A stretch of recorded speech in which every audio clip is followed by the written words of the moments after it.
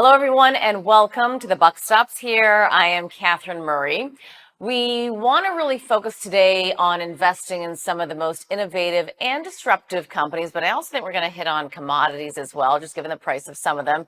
So for that, I want to bring in a seasoned investor, and that is Thomas George. He's the president of Grizzle.com, which invests in GARP companies, growth at a reasonable price. Thomas, great to have you with us. Thanks so much for joining us.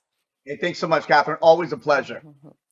Thank you. And what an interesting day to be speaking. I do pre-tape this program, and it is the day Thursday after the Fed, the U.S. Federal Reserve, lowered interest rates by 50 basis points. That really wasn't expected. Most were expecting only 25.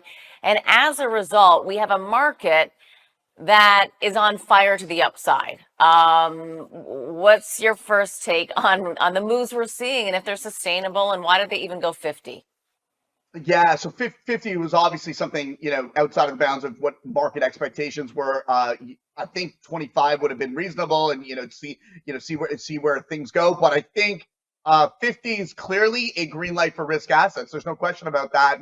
And for us, so we're the evolution of GARP. So GARP was growth at a reasonable price. We're at disruption at a reasonable price. And we believe, boy, there's a lot of disruption, and the price is right as well for that disruption. Hmm. So I think for investors, those that have been caught out have been positioned too defensively, absolutely. And I think there's a interesting barbell here where you're getting the Fed moving in a big way with 50 beeps, but further to that, that's clearly has the potential to stoke inflation again, and you need that protection. I think commodities give you that. Plus, in addition to that, well, you've got easy monetary policy, which is a green light for risk assets. So it's really the barbell of owning hard assets plus disruptive stocks.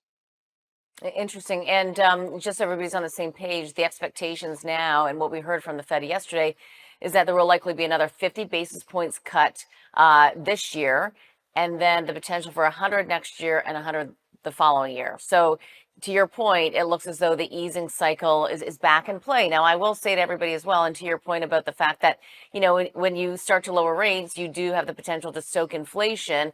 And then we have a Fed or a central banker anywhere in the world that might then put the brakes on. So we're not saying we're off to the races and we don't have to kind of continue to pay attention.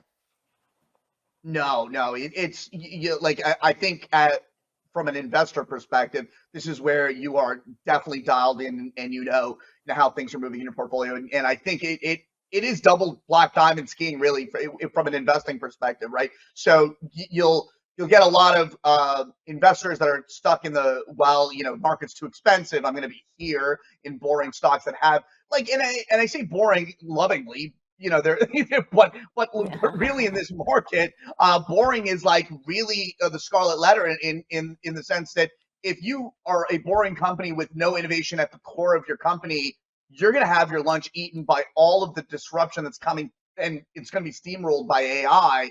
And that's going to go irrespective. And the way I think about it, big picture, is this is going to be led by the hyperscalers, the Metas, the Googles, the Apples. Like this is everyone that's got money that's going to say, listen, I'm going to solve this puzzle. I don't care whether there's a blip in a recession, irrespective.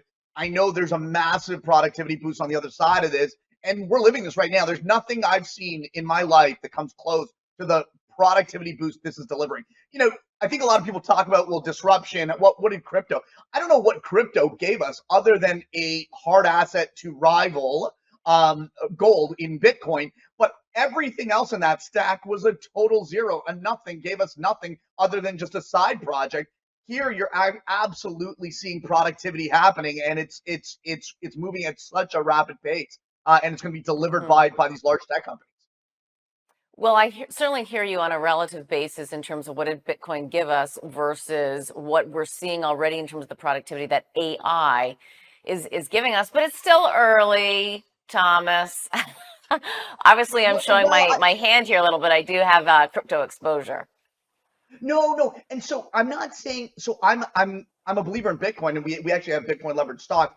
I'm just much the ecosystem of crypto, and I'm talking broadly Ethereum and all the other lack of, there's a derogatory term for these coins, but the reason, they're viewed as dumpy coins or whatever, right? The reason they're viewed in that way is because they haven't delivered anything, right? And again, I'm not saying that won't happen, but I am a Yeah. believer that Bitcoin, it has rivaled gold, and there's a Wait, place we for got to take a Bitcoin. break. We'll be right back.